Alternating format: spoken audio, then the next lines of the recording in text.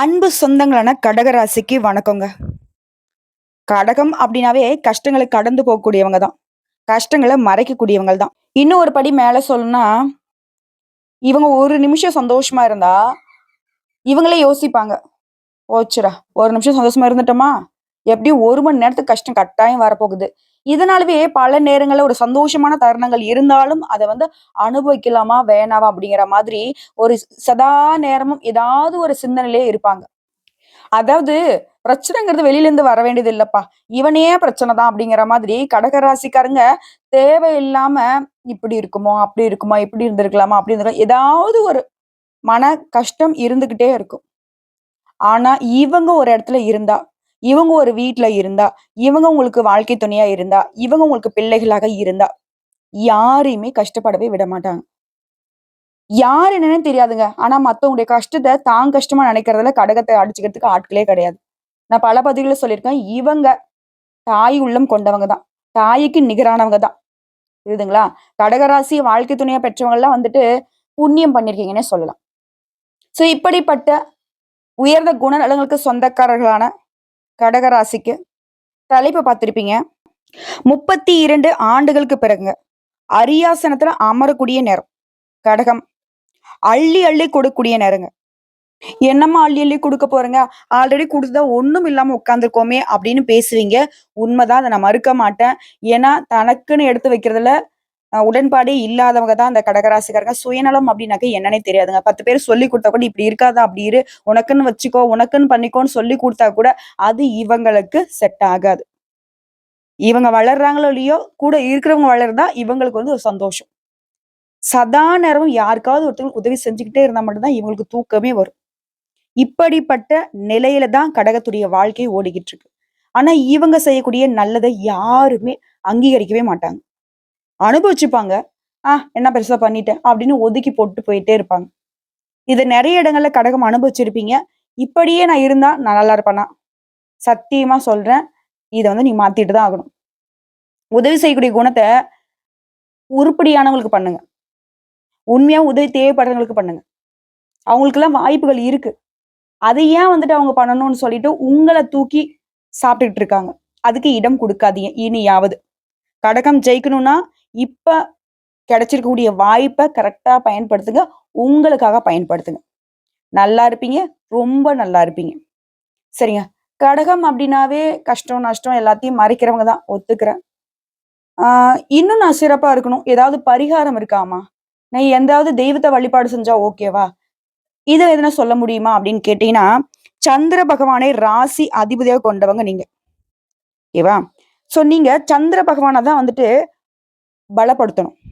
அவர் பலம் பெற்றாலே போதும், நீங்க நல்லா இருப்பீங்க. அதாவது ஒரு மனுஷனுக்கு வாழ்க்கையில மன உளைச்சல் இருக்கு, மனக்கவலை இருக்கு, குழப்பம் இருக்கு, தடுமாற்றம் இருக்கு, பதற்றம் இருக்கு, விரக்தி இருக்கு அப்படின்னா, இதுக்கு எல்லாத்துக்கும் காரணகர்த்தாவா சந்திர பகவான் தான் வருவார்.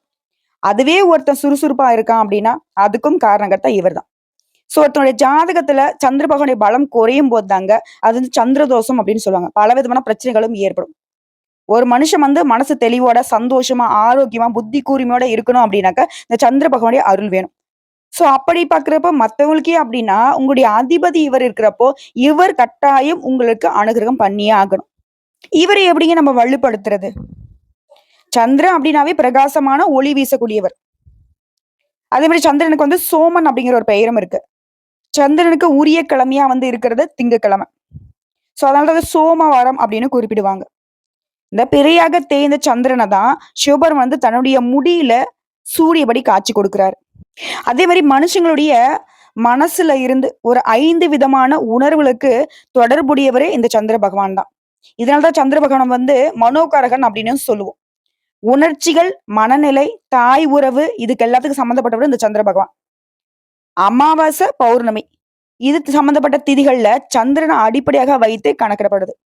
சோ மிகப்பெரிய பங்கு நவகிரகங்கள் எடுக்கக்கூடிய சந்திர பகவானுக்கு உண்டுங்க. இப்ப இவர் நம்ம எப்படி வழிபாடு செய்யணும்? இவருடைய பரிபூர்ண அருள் கிடைக்கணும் அப்படின்னா, ஒவ்வொரு திங்கட்கிழமையும் சந்திர பகவானுக்கு விரதம் இருந்து, மாலை நேரத்துல சந்திரனை வழிபாடு செய்து, தண்ணீர், பஞ்சாமிர்தம், பாயாசம் செய்து வழிபாடு செய்யலாங்க. அதே மாதிரி தாய்கிட்ட அதிகமா அன்பு காட்டுறவங்களுக்கு சந்திர பகவானுடைய அருள் கிடைக்கும். சந்திரன் அப்படின்னாவே தாய் உறவை குறிக்கக்கூடிய கிரகங்க. சோ யாரெல்லாம் வந்து தாய வந்து அன்பா கவனிச்சுக்கிறீங்களோ, நல்ல உறவு வச்சுக்கிறீங்களோ, மனசு புண்படாத மாரி நடந்துக்கிறீங்களோ, உங்களுக்கு இவரால ஏதாவது கெடுபலன்கள் வந்தாலே சரிங்க, அத வந்து உங்களுக்கு பாதிப்பு தராத மாதிரி தள்ளி வச்சுருவாரு.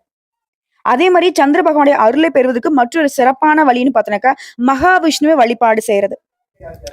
சாஸ்திரப்படி சொல்லணும்னாக்க, திருமாலை யாரெல்லாம் வழிபாடு செய்றீங்களோ, அவங்களுக்கு சந்திர பகவான் கிட்ட இருந்து ஆரோக்கியமும், செல்வ வளமும் கிடைக்குங்க.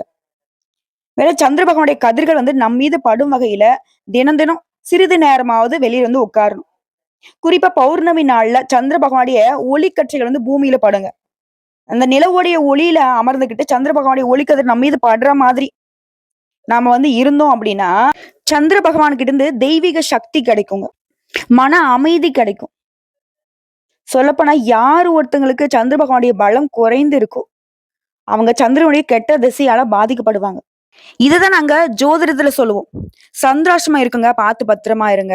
சந்திராஷ்டமம் இருக்குங்க, வீண் வாக்குவாதம் பண்ணாதீங்க, சண்டை சச்சரவுக்கும் போகாதீங்க. வண்டி வாகனத்துல பயணம் செய்யறப்ப கவனமா இருங்கன்னு சொல்லுவோம். சரிங்களா? சோ அந்த அளவுக்கு சன்னீஸ்வர பகவான பார்த்து எந்த அளவுக்கு பயம் வருதோ, அதே அளவுக்கு தாங்க சந்திர பகவானுடைய பலம் குறைந்தால் உங்களுக்கு பயம் உண்டாகும், பதட்டம் உண்டாகும். சந்திரன் உங்களுக்கு வந்து மறைஞ்சிட்டாரு அப்படின்னாவே, நீங்க ஒளியிலருந்து போயிருவீங்க. வாழ்க்கை இருண்டு போச்சுமா, என்ன பண்றதுன்னே தெரியலன்னு ஒரு சிலர்லாம் ஜாதகத்த தூக்கிட்டு வருவாங்க. அவங்களுடைய நிலைக்கு காரணம் இந்த சந்திர பகவானுடைய பலம் வந்துட்டு குறைந்திருக்கிறது தான். சோ ஒவ்வொரு திங்கட்கிழமையுமே தவறாம கடகராசிக்காரங்க அருகில் இருக்கக்கூடிய ஏதாவது சிவபெருமானுடைய ஆலயத்துக்கு போயிட்டு கட்டாயம் வழிபாடு செய்யணும். அப்படிலாம் போக முடியாதுங்கிறீங்களா? பிரச்சனையே கிடையாது. சிவபெருமானுடைய தலையில நிலா தெரியிற மாரி கூடிய உருவ படத்த வாங்கிட்டு வந்து வீட்ல வச்சு ஒவ்வொரு திங்கட்கிழமையுமே அவருக்கு வில்வ இலைகளால மாலை கட்டி போட்டு உங்களுக்கு தெரிஞ்ச மாரி பூஜைகள செய்யுங்க. ரொம்ப நல்லது. எந்த ஒரு எதிர்பார்ப்பும் கிடையாது. எளிமையின் கடவுள் தான் சிவபெருமான். சந்திர பகவான் வழிபாடு செய்யிட்டா, சிவபெருமான வழிபாடு செய்யிட்டா. சிவபெருமான வழிபாடு செய்தாலே சந்திர பகவானுடைய பரிபூர்ண அருள் உங்களுக்கு கிடைக்கும். போதுமா? அதே மாரி ஒவ்வொரு பௌர்ணமி நாளுமே கடகராசி கட்டாயம் ஏதாவது ஒரு சிவபெருமானுடைய ஆலயத்துக்கு போயிட்டு வலம் வரணும். கிரிவலம் வரணும். இன்னும் சிறப்பான விஷயம் என்னன்னா, உங்களால முடிஞ்சதுன்னா ஒவ்வொரு பௌர்ணமி நாளுமே திருவண்ணாமலை கிரிவலம் போயிட்டு வர்றது கடகராசிக்கு உயர்வை குடுக்கும். உன்னதத்தை ஏற்படுத்தும். குறிப்பா உங்கள சுத்தி இருக்கக்கூடிய சூழ்ச்சிகள் அவிழ்க்கப்படும். உண்மைகள் உடைப்படும். கடகம் இனி கடகடன்னு உயர்வுக்கு போகணும்னாக்க, சிவபெருமான கெட்டியா பிடிச்சுக்கோங்க. அனுதினமும் ஓம் நமக் சிவாய அப்படின்ற மந்திர சொல்ல 27 முறை சொல்லிட்டு அன்றாட வேலைகளை பாருங்க. ஒரு பிரச்சனையும் உங்கள நெருங்காது. இதையும் தாண்டி உங்களால முடிஞ்சதுன்னா, அந்த 27 முறை உங்க கைப்பட ஓம் நமக் சிவாய அப்படின்ற அந்த மந்திர சொல்ல எழுதுங்க. இனி உங்களுடைய வளர்ச்சியை யாராலையும் தடுக்க முடியாத அளவுக்கு சிவபெருமானும், சந்திர பகவானும் உங்களுக்கு வளர்ச்சியை கொடுப்பாங்க. வாழ்த்துக்கள்ங்க. ஸோ நெறைய பேசியிருக்கோம். பிடிச்சிருந்தா பாருங்க. இல்லாட்டி ஸ்கிப் பண்ணிட்டு கடகராசிக்காரங்க இந்த வீடியோ பதிவிற்கான பலன்கள மட்டும் பார்த்தாலும் சிறப்பு தான். ஆனா ஒரு விஷயம் தெரிஞ்சுக்கோங்க. கடகராசிகள பொறுத்தவரைக்கும் உங்களுடைய அதிபதியுடைய பலம் என்ன? அவர நீங்க எப்படி வழிபாடு செய்யணும்? இதன் காரணமா உங்களுடைய வாழ்க்கை நிலையில எப்பலாம் வந்துட்டு நீங்க எந்தெந்த விஷயங்கள வந்து கடைபிடிக்கணுங்கிறத நாம சொல்லியிருக்கோம். ஓகேங்களா? எத மறந்தாலும் சரிங்க, உங்களுடைய ராசி அதிபதிய ஒரு நாளும் மறந்துறாதீங்க. நீங்க பௌர்ணமியே மறந்தாலும் சரிங்க, ஒவ்வொரு மாதமும் 3ஆம் பிறை நிலவை பார்க்காமல் இருந்துறாதீங்க. தொடர்ந்து இத வந்து ஒரு 7 மாதம் 3ஆம் பிறைய பார்த்துட்டு வந்துட்டீங்க அப்படின்னா, அந்த சிவனே உங்களுக்கு காட்சி தரக்கூடிய அளவுக்கு உன்னதமான நிலை அடைய போறீங்க. புரியுதுங்களா? சரிங்க. இப்ப வந்து தலைப்புக்குள்ள வரும். 32 வருஷத்துக்கு அப்புறம் இந்த திரிகிரக யோகத்தினால இந்த கடக ராசிக்காரனுக்கு தொட்டதெல்லாம் வெற்றியாக மாறப்போகுது. அதாவது வாழ்க்கையில உச்சத்தை தொட போறீங்க. இந்த திரிகிரக யோகம்னா என்ன? சனி, சுக்கிரன், சூரியன் இந்த 3 கிரகங்களும் ஒரு ராசியில இணைவதனால இந்த திரிகிரக யுகம் உருவாகியிருக்கு. இதனால பணமழையும் கொட்டும். இனிமே கடகராசியை பொறுத்தவரைக்கும் எல்லாமே சக்சஸ் தாங்க. அதுக்கு முன்னாடி இந்த 3 கிரகங்களும் எந்த ராசியில இணையறாங்க? குரு பகவானுக்கு உரிய சொந்த வீடான மீன ராசியில இந்த 3 கிரகங்களுடைய சேர்க்கை அப்படிங்கிறது உச்சகட்டமான யோகமான பலன்களை கடகத்திற்கு கொடுக்க போகுது.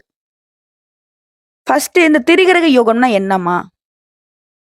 அது சில நேரங்கள்ல ஒரே ராசியில பல கிரகங்கள் இணையக்கூடிய வாய்ப்பு அமையுங்க. அந்த வகையில தான் இந்த வருஷத்துல இந்த 3 கிரகங்களும் மீன ராசியில இணையறதுங்கிறது தான் திரிகிரக யோகம். இப்ப ஒருத்தனுக்கு வந்து நல்ல வாழ்க்கை இருக்குன்னு வச்சுக்கோங்களேன். அவனுக்கு என்னடா 9 நவகிரகமும் வந்து அவனுக்கு சாதகமா உட்கார்ந்துகிட்டு வேலை பார்த்துட்டு இருக்கு. இந்த குருவும் சுக்கிரனும் அவனுக்குள்ள உச்சத்துல இருக்காங்க அப்படின்னு சொல்லுவாங்க. அதே மாதிரிதான்.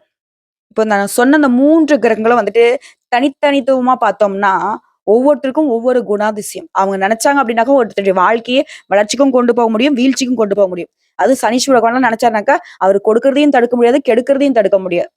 அதே மாரி தான் சுக்கிர பகவான். நல்லா உயர்வான வாழ்க்கைக்கு, ஏகபோக வாழ்க்கைக்கு, சுகபோக வாழ்க்கைக்கு இவர்தான் காரணகர்த்தா. அதுவே சூரிய பகவான் உங்க வாழ்க்கையை வெளிச்சத்துக்கு கொண்டு வரதும், இருண்ட வாழ்க்கைக்கு தள்ளுறதுமே இவரால முடியும். தனிப்பட்ட வகையில. சோ இந்த 3 கிரகங்களுடைய சேர்க்கையினால கடகத்திற்கு அமோகமான வாழ்க்கை நிலை உருவாகப் போகுது. அது என்ன, ஏது எப்படிங்கிறத பத்தி தெளிவா பார்க்கலாமா? விஷயம், இந்த சக்தி வாய்ந்த யோகத்தினால கடகராசிக்காரர்களே உங்களுடைய வருமானம் அதிகரிக்க போகுது. நிதி நிலையில நல்ல முன்னேற்றம் இருக்க போகுது. வேலையே இல்லம்மா, நான்லாம் வேலை தேடிட்டு இருக்கேன் ரொம்ப நாளா அப்படின்றவங்களுக்கு நல்ல வேலை கிடைக்கும்.